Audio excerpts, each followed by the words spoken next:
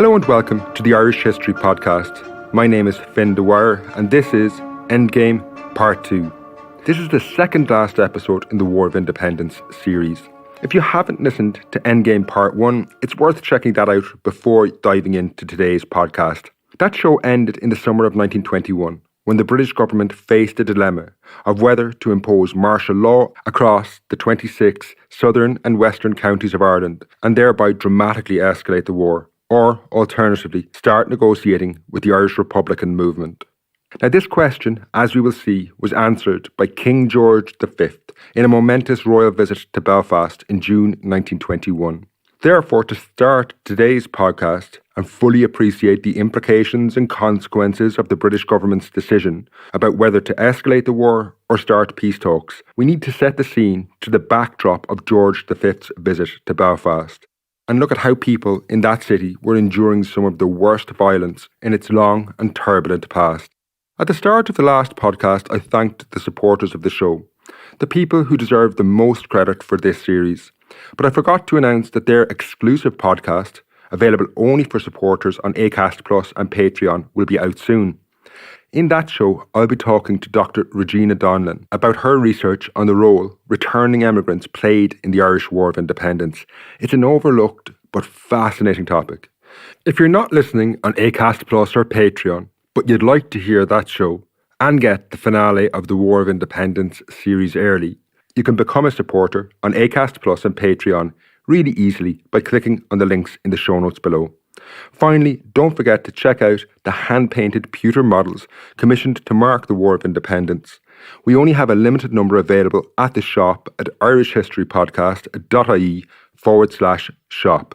Sound on today's episode was by Jason Looney. Additional research is from Sam McGrath, and additional narrations are by Therese Murray and Aidan Crowe. In June 1921, the 10th Royal Hussars became the latest British Army regiment to be shipped to Ireland. While increasing numbers of troops had been arriving in from Britain throughout 1921, moving the Hussars in particular was difficult. Given they were a cavalry regiment, the logistics of moving horses and equipment, not to mention they would have stables and ample fodder on arrival, always meant meticulous planning before they left England. However, difficult as moving the Hussars was, their mission to Ireland in the summer of 1921 was one of extreme importance. They were being sent to Belfast, where they were to provide protection to King George V when he visited the city on June the 22nd. On reaching Belfast in advance of the King, the Hussars found the city in a strange mixture of tension and jubilation. A royal visit to Belfast was a rarity. Only two reigning monarchs had set foot in the city since 1690, and to mark the occasion, Belfast was accordingly festooned with decorations. A journalist recorded the festive mood in the city. Street decorations were on a wonderful lavish scale, and the whole route was a riot of colour. The scene at Donegal Quay and on the Lagan stretching away to the loch was equally magnificent. The vessels lying in anchor were decorated, and the giant cranes at the shipyards showed a fluttering mass of bunting. However, the arrival of the Hussars underscored the tension that coexisted with this festive mood. While many in Belfast would welcome George V, a significant minority were nonplussed about the King's imminent visit. An estimated 11,000 soldiers had been drafted into Belfast, where they would bulk up police and unionist paramilitary units in a huge security operation to protect the monarch. Nothing was being left to chance. All pubs in the city were to close for the duration of the visit. Owners of buildings in the city centre were ordered to seal off all access points to rooftops. Only those with special written permits from the Commissioner of the Police were allowed on roofs on the day itself, in fear they would be used by a sniper. While royal visits to Ireland had always been surrounded by major security operations, the preparations in Belfast in 1921 exceeded anything previously undertaken. However, the reality was George V was going to set foot in a city at war, and his arrival was not going to ease these tensions. Indeed, it's worth taking a few minutes now to bring the story of the war in Belfast up to June 1921 to appreciate the volatile situation on the ground in the city. As we saw in earlier episodes, the northeast of Ireland had remained largely peaceful until July 1920, when, at the urging of Unionist politicians, mobs had unleashed a wave of violent attacks on Catholics and left-wing Protestants in Belfast. This resulted in thousands of Catholics and what were termed rotten prods being driven from the shipyards and other major employers, while hundreds of families were burned from their homes. In the following months, this developed into what became known as the Belfast pogrom. This took the form of widespread violence between largely Unionist Protestant communities on the one side and Catholic nationalist communities on the other. The nature of this conflict was different to the War of Independence elsewhere, with civilians accounting for the vast majority of the death toll. While paramilitary forces were involved on both sides, 85% of all fatalities in Belfast were civilians, compared to roughly 30% of fatalities in Cork and Tipperary. While there's little doubt that the pogrom had been triggered by Unionist political leaders, this doesn't mean that Unionist Protestant communities didn't suffer. They did in considerable numbers. Indeed, the sectarian violence of Unionist mobs had been matched by an equal response from the nationalist Ancient Order of Hibernians, who had a long history of sectarianism, and to a lesser extent the IRA, who were increasingly drawn into the conflict in later 1920. In total, however, nationalists accounted for the vast majority of the fatalities. A recent study by historian Kieran Glennon has calculated that while 25% of the population of the city were nationalists, they accounted for 56% of the fatalities. Now, while this northern theatre of the War of Independence has often been dismissed as merely another resurgence of the sectarian violence that had flared in Belfast regularly over the previous century, this doesn't fully explain the wider political forces at work at the time. By 1920, Ulster Unionists had come to the view that a permanent partition of Ireland would best serve their interests. The British government were already going to bring in a Home Rule Bill, the Government of Ireland Act, so Unionists lobbied for this to include provisions to create a Northern Parliament which would rule over the 6 northeastern counties. Now, these counties were specifically chosen because Unionists would be the dominant and unchallenged rulers of the region. The violence and pogroms that I talked about should be viewed very much as part of this process, an effective attempt to seize control in the region. So while politicians lobbied in Westminster to create a political framework where conservative Unionists would dominate, mobs on the streets drove nationalists, Catholics and left-wing Protestants from the world of work and in many cases from their homes. While this war had flowed and ebbed through 1921, the imminent arrival of King George V did not calm this situation. 10 days before he was due in Belfast, 3 people had been killed in disturbances, while the following evening, a 12-year-old Presbyterian, William Fraser, was shot dead by a sniper. A Catholic who went to his aid was also killed. Now, the arrival of George V would not ease or curb this violence, nor was it intended that it would. He was coming to officially open the Belfast Parliament, which had been formed under the Government of Ireland Act, the same Parliament which would ultimately give Unionists control of the region. As mentioned in the last episode, the election for this Parliament had taken place on May 24th, 1921, and as was expected, Unionist candidates had taken 40 of the 52 seats. The outlook for those critical of the Unionist project was bleak. Indeed, James Craig, the man who was about to become Prime Minister, would later describe the Parliament being opened as a Protestant government for a Protestant people. What he neglected to say was that it was a conservative and unionist Protestant government. Left-wing Protestants, like all Catholics and nationalists, had no place in his worldview. It was no surprise, therefore, that the Catholic Primate of Ireland, Cardinal Logue, refused to attend the opening of the Parliament. When the day of the King's visit, June the 22nd, finally arrived, large numbers of Unionists began to make their way into the city centre as soon as the curfew was lifted at 5 a.m. By 10 in the morning, huge numbers were filling the streets along the route the King was expected to take. Meanwhile, the 10th Royal Hussars had saddled up and made their way from their barracks where they were garrisoned to the city centre to meet the monarch. Finally, at 11 a.m, the royal yacht made its appearance, coming up the Lagan River from Belfast Lough, only weighing anchor when they had reached the city centre. This allowed the king to disembark at Donegal Quay, where the hussars, who had arrived in advance, were waiting. Despite the huge security operation, no chances were taken, and the time George V appeared in public was kept to a minimum. After stepping ashore, little time was wasted before the royal cortege made its way through the city streets, lined with police, soldiers and large crowds. It was unquestionably a sight to behold, however. The king's carriage was hauled by 4 white horses, especially sent from England, while his cortege was surrounded by the royal hussars. On arrival at City Hall, the king greeted the assembled dignitaries before making a short address formally opening the Parliament. George V had made countless speeches at formal occasions, and truth be told, they were often dull affairs, given the king, as constitutional monarch, could not express any personal political opinions. They had to be pre-approved by the British government. However, many wondered what he would say in Belfast. He could hardly visit Ireland and not mention the wider war. The major issue of the day, to an extent, was not really the opening of the Belfast Parliament. That was merely a formality. The key issue was what would happen in the rest of Ireland.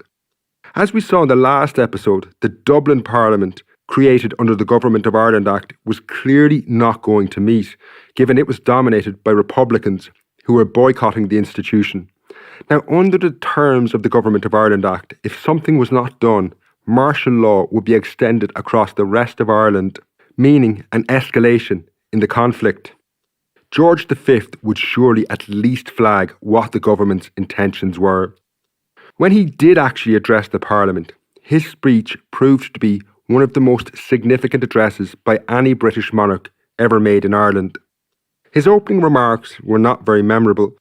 However, in the second half of what was a short speech, he turned to people who were not actually present in the Parliament. He appeared to be addressing the Republican leadership in Dublin when he said, "The eyes of the whole empire are on Ireland today. That empire in which so many nations and races have come together in spite of ancient feuds, and in which new nations have come to birth within the lifetime of the youngest in this hall. I am emboldened by that thought, to look beyond the sorrow and the anxiety which have clouded of late my vision of Irish affairs. I speak from a full heart when I pray that my coming to Ireland today may prove to be the first step towards an end of strife amongst her people, whatever their race or creed. In that hope I appeal to all Irishmen to pause, to stretch out the hand of forbearance and conciliation, to forgive and to forget, and to join in making for the land which they love a new era of peace, contentment, and goodwill." This was clearly a peace offering of sorts, and significantly, everyone knew George V, as a constitutional monarch, could not make political speeches such as this without the consent of government. Indeed, his words had come directly from the British cabinet. They had made their decision about what to do in Ireland. They were shying away from the extension of martial law across the south of the country. By using the King's speech in Belfast to convey this message, they hoped it would carry more weight than it would if it came from a senior politician. The Prime Minister, Lloyd George, for example, had a long track record of going back on his word in relation to Ireland, so few would trust a promise coming from his lips. But the British Cabinet's intent was clear. They were signalling that they were open to dialogue with the Republican movement. The reaction to this speech was largely positive. In Dublin, the Freeman's Journal were cautiously enthusiastic. King George's speech in Belfast was one that invited hope among those who were longing for an honourable Irish peace. His Majesty admits that his vision with regard to Ireland has been clouded in the past. The sentiments that he expresses and the appeal that he makes prove that he is emerging from the fog. They were quick to point out the difficulties ahead when leaders on both sides were tasked with the details of establishing a truce and peace talks. If the seed that King George would scatter is to take root and ripen to a harvest, there must be a truce. A truce is called for by the king. This is essential in order that his appeal should be listened to and a fair field be given to the peacemakers to realise those desires of the king, which are equally the desires of the Irish nation. While the reaction may have been somewhat guarded, if positive, in Dublin, people in Britain were far more enthused. The Times of London reported on the return of the King and Queen to London on June the 23rd. Rarely has there been from a London crowd cheering charged with such deep meaning as on this homecoming of the King and Queen, who did not hope that he might be witnessing the eve of peace in Ireland. However, while this optimism opened potential for talks, many understandably remained dubious about whether the British government would engage in a meaningful way. They could not, for example, demand, like they had in December 1920, that the IRA hand over its weapons before a truce or talks. Such conditions were what one might expect in a surrender, and what was on the cards in the summer of 1921 was potential talks in an ongoing war. Indeed, getting from the King's speech in Belfast to a negotiating table was very tricky. The IRA, for example, did not, and arguably could not even, stop their military operations on the vague promise of talks from George V. Strange as it might sound, continuing attacks until they had firm commitments from the British cabinet was central to any peace initiative. If IRA brigades stopped attacks, this could lead the British government to believe that they were desperate for peace, which in turn could lead them to an extremely tough negotiating position. This highlighted how difficult the entire process was, because attacks could become a major stumbling block if the British public or politicians demanded revenge instead of pursuing peace initiatives. Indeed, the first major challenge took place a few days after George V had left Belfast, when the IRA launched what was one of their most spectacular operations in the entire war.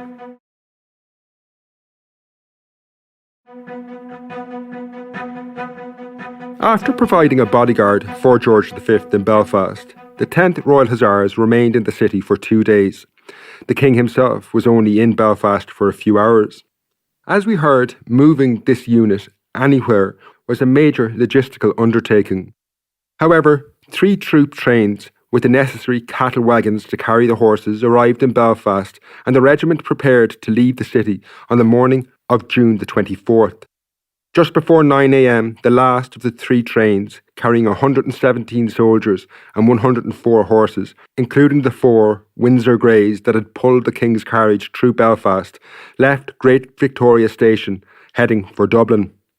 However, the IRA General Headquarters, through their extensive contacts among railway workers, had received detailed plans of these movements, and they planned to attack the troop trains at various points between Belfast and Dublin. While the Dublin Brigade were planning an assault on one of the trains outside the capital, a far more sophisticated and daring operation was being planned in Armagh, where IRA volunteers, led by Frank Aiken, were planning to derail the last of the 3 trains carrying the Hussars. After carefully choosing a location at Avoyl, outside Newry, the operation began on the morning of the 24th, when IRA volunteers seized 4 railway workers who were working on the track close to where they planned their attack. They then set about cutting all telegraph and telephone wires in the locality to isolate the area. Meanwhile, 2 scouts had taken up positions on a nearby mountain from where they would see the train approaching. Once they spotted the troop train, they would light fires to signal to Frank Aiken and the others to set the plan in motion. The idea was simple. They were not actually going to attack the train, but instead they would derail it by removing a section of the track. While it has been claimed that they used a landmine on the track, there's no evidence such a device was utilised. John Grant, one of the volunteers present, explained, The plan adopted was to remove the bolts and the fish plates from the outer rail, and when the train due for derailment arrived near the spot selected, the outside rail was to be removed. At the point where they had planned to remove the rail track, The line ran along an embankment which was 20 to 30 feet above the surrounding ground, so the downward momentum of the derailed train would drag other carriages in its wake. At 10:15, the scouts positioned on the nearby mountain lit a beacon fire to signal the train was approaching. John Grant continues the story. We got the signal that the train was approaching, and we removed a length of rail, as described in the above plans. When we had done this, we could hear the train approaching, and we cleared off. Frank Aiken remembered looking back. The first carriage and the engine rolled to the sleepers and stopped. The remainder of the train, except for the last 4 wagons, crashed down the embankment and was smashed to pieces. As it happened, the carriages carrying the soldiers remained on the track, avoiding a major loss of life. However, 4 people, 3 soldiers and a civilian railway worker, were killed. The loss of horses was enormous. Somewhere between 50 and 80 animals were either killed or put down directly after the derailment. In what was becoming an increasingly common phenomenon, news cameras and photographs went to the scene and captured the devastation. I have a link to one of the videos in the show notes below.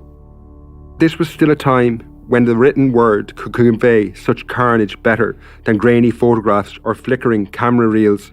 The Belfast newsletter described the scene. The wreckage was piled high both on the railway and the embankment. Many of the wagons were absolutely reduced to matchwood, so violent had been the crash. Between 14 and 15 wagons, it is estimated, were broken, and the line was torn for a considerable distance. While the clear-up in Armagh would take days, the other troop transports, which had been ahead of this train, continued down the line towards the capital, where the Dublin Brigade of the IRA were waiting north of the city.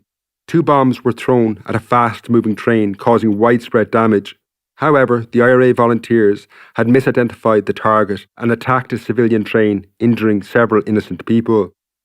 Nevertheless, the Adavoil train derailment was certainly a great propaganda coup for the IRA. Given the wider political climate, a major question emerged as to how the British government would react in London. Just 2 days earlier, the King had seemed to hold out the possibility of peace talks. Would this attack, and pardon the pun, derail this initiative? For example, the British government had cited a surge in IRA operations in late 1920 as one of the reasons why the Clune peace talks had failed. The reaction to the Adavoil ambush in the summer of 1921 was different, however. It, if anything, revealed that the British government had developed a very different understanding of the war in recent weeks and months. The realisation that it would have taken years had led them to take a more serious approach to peace talks. Indeed, on the same day as the Adavoil attack, Lloyd George invited Eamon de Valera along with Irish Unionist leaders to talks in London. The newspaper, The Times of London, often regarded as the most influential publication among the political elite in England, covered the story of Adavoil on its main news page, which was page 10, but it made no reference to the potential peace talks being jeopardised or how it might impact them. It was clear the mood was changing. Indeed, it was in Dublin where a somewhat bizarre incident in the war seemed to pose one of the gravest threats to the changing dynamics. On June the 22nd, around the same time as the King had been making his speech in Belfast, the leader of the Irish Republican movement, Eamon de Valera, had been arrested by Crown forces in the city. Then, within hours, Alfred Cope, the Assistant Under-Secretary, one of the leading British civil servants in Ireland, arrived in the Portobello barracks in person to secure de Valera's release. This bewildered Republicans. Initially, de Valera was suspicious. He suspected the arrest and release may have been a charade designed to undermine his authority and leadership, and perhaps even to make his fellow Republicans question his loyalty. It wasn't. His arrest had taken everyone, including British leaders, by surprise. It hadn't been sanctioned by anyone. Unbeknownst to de Valera, orders had in fact been issued months earlier that he was not to be arrested, as the authorities viewed him as a potentially moderating influence. He was released on the 23rd of June, and events began to move rapidly after this. As we heard, Lloyd George extended his offer of talks in London to de Valera and Irish Unionist leaders.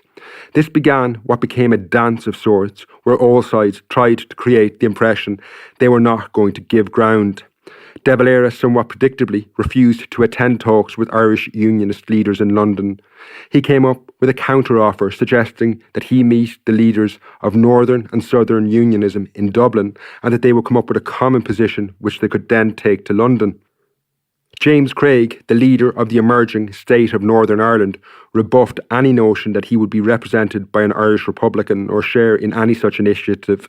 As we saw in earlier episodes, Northern Unionists were, by this point, looking to an entirely separate future from the rest of Ireland. The position of Southern Unionists was very different, however. They had essentially been cut adrift by their political allies, Unionists in Ulster, when they had pursued partition. For Southern Unionists, they looked to a future where they were a tiny minority in the 26 counties in the south and west of Ireland. Fearing change of one kind or another was inevitable. Some leading Southern Unionists, including Lord Middleton, accepted De Valera's offer of talks in Dublin. They were hoping that they could influence any potential talks and get the rights of Southern Unionists enshrined in whatever agreement might emerge. At these talks in Dublin, between Irish Republican leaders and the leaders of Southern Unionism, Eamon de Valera made the salient point that there was no hope more substantial talks between the British authorities and Irish Republicans could succeed unless the war stopped. Irish Unionists present agreed with this, and Lord Middleton took the suggestion of a truce to Lloyd George in London. Now, it's worth bearing in mind that at this point, the war was continuing right through these days. On July the 6th, for example, while these talks were ongoing, 4 IRA volunteers were killed in Armagh, as well as an RIC constable in Limerick. Meanwhile, a 75-year-old farmer was killed by Crown forces after he refused to stop when ordered to. However, the momentum was largely in one direction. The Republican leaders Owen MacNeill, Arthur Griffith and Desmond Fitzgerald were all released from prison, while the IRA in turn released Lord Bandon, a unionist who they had captured weeks earlier. It was on July the 8th that Lloyd George agreed in principle to a truce as a preliminary to talks in London. Now, the details of how this truce would actually function had to be worked out in Ireland, so nothing changed and the war ground on.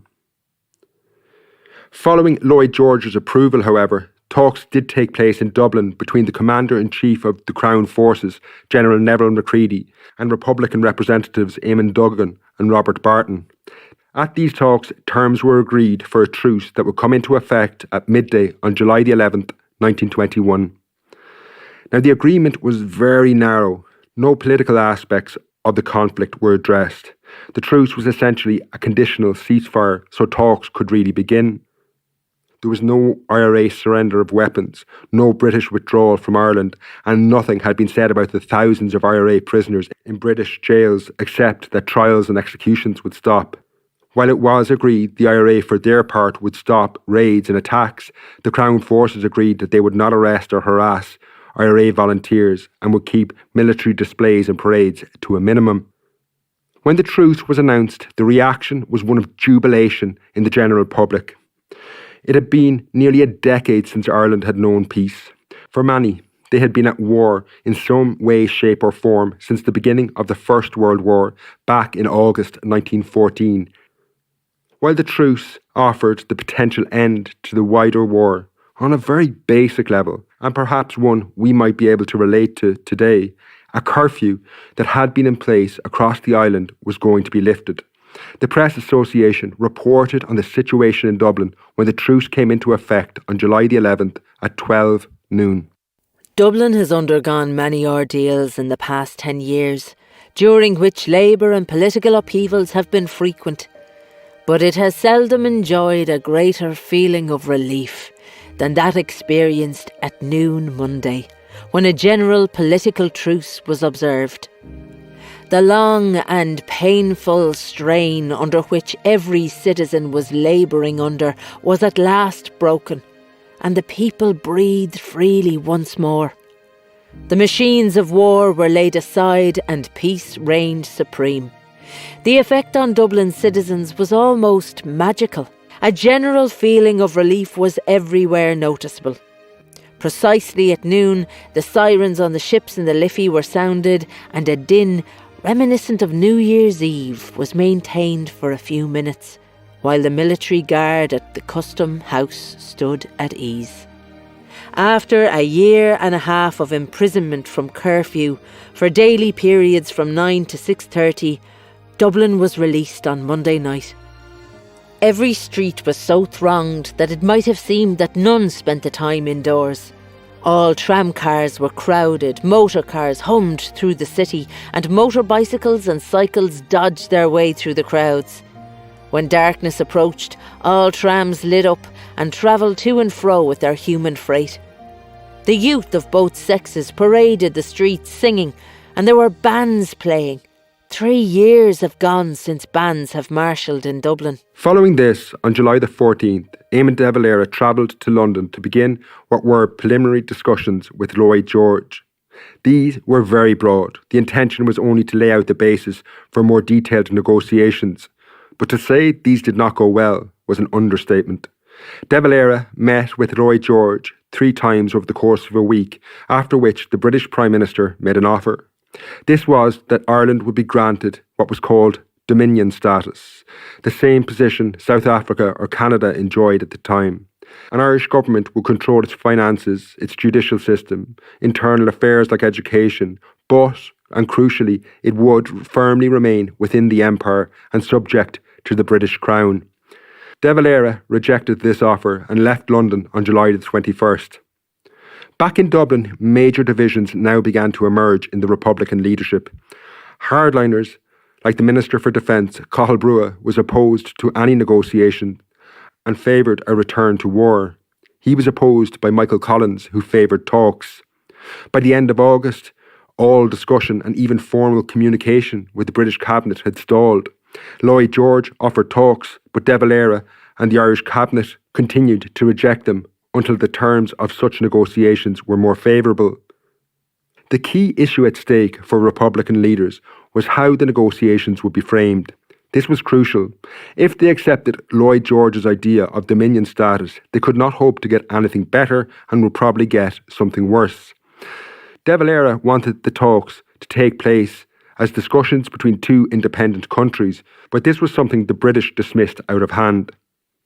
In what reflected his hardening personal position, De Valera announced in the autumn of 1921 that if talks did begin in London, he now would not travel and take part in them.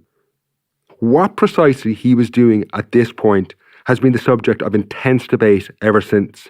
Many have speculated that De Valera was playing politics, and after meeting Lloyd George, he knew the British would never recognise an Irish republic, so he simply was refusing to put himself in a room where what might be considered poor terms might have to be accepted. De Valera, for his part, said it would be better that he was not present at the start of the talks, and that it would be an ace up the Irish delegation's sleeve if he was to arrive over at the 11th hour. Overall, it has to be said it was a really bizarre move for De Valera to rule himself out, given he was at the time the most skilled Irish negotiator, given his experiences in the USA. Nevertheless, through early September 1921, discussion around negotiating strategy or tactics seemed academic.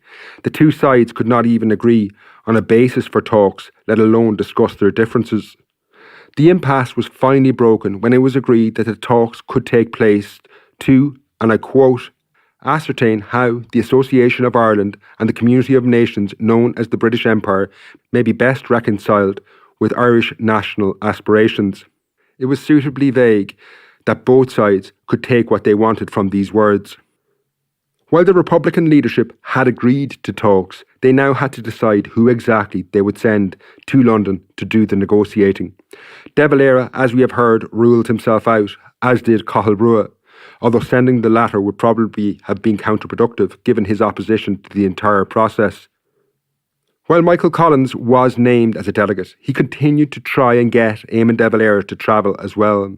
Tensions between these 2 men had been rising since de Valera had returned from the USA in December 1920, and Collins now feared that de Valera was setting him up to take the fall when the Irish delegation returned with a less than ideal outcome from the talks. While de Valera's exact motivations will always remain a matter for debate, he refused to travel to London, and eventually an Irish delegation was agreed upon.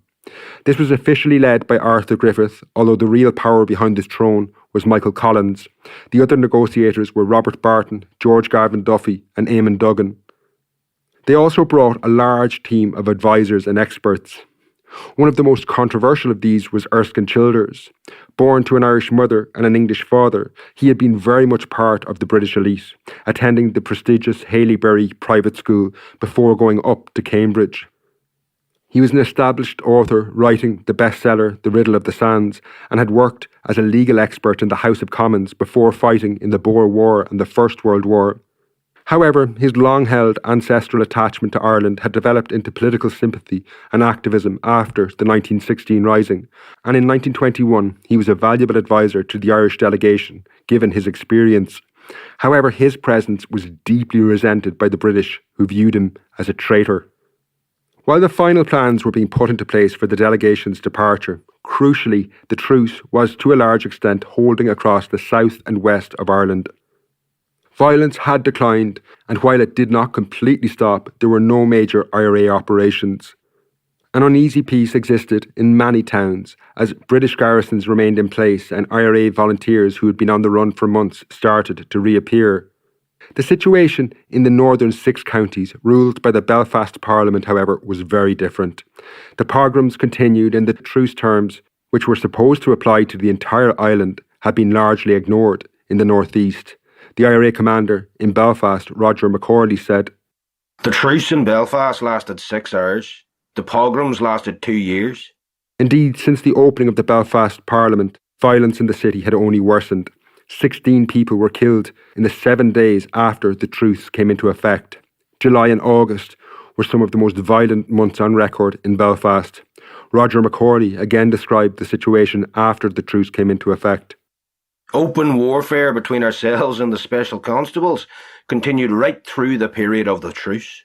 It was increasingly clear that no matter what was decided in London, the war would continue in the northeast. Another potential matter for concern was the reaction of the IRA brigades across the country to the announcement of the truce. While they largely abided by it, many volunteers had been taken by surprise when it was announced and were left confused about what was happening. When the Irish delegation left for London on October the 8th, several of the negotiating team were largely unknown figures. Michael Collins and Arthur Griffith were household names, but the other 3 weren't.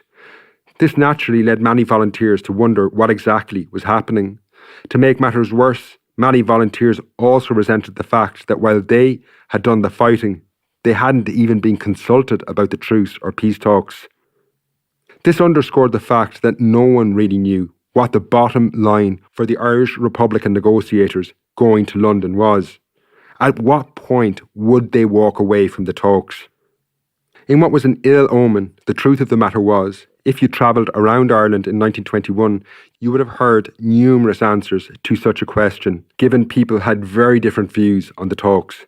Many IRA volunteers and Common Amon activists would have said that they had been fighting for the Republic that had been declared in 1916, and the negotiating position was relatively straightforward. They would accept nothing less than a complete and total independence from Britain. However, the Republican movement included Sinn Féin, which had grown rapidly in recent years and was a very broad-based church by 1921. Unsurprisingly, there were many who would have been happy with something less than independence. Perhaps the most common position in the public at large was a desire for peace.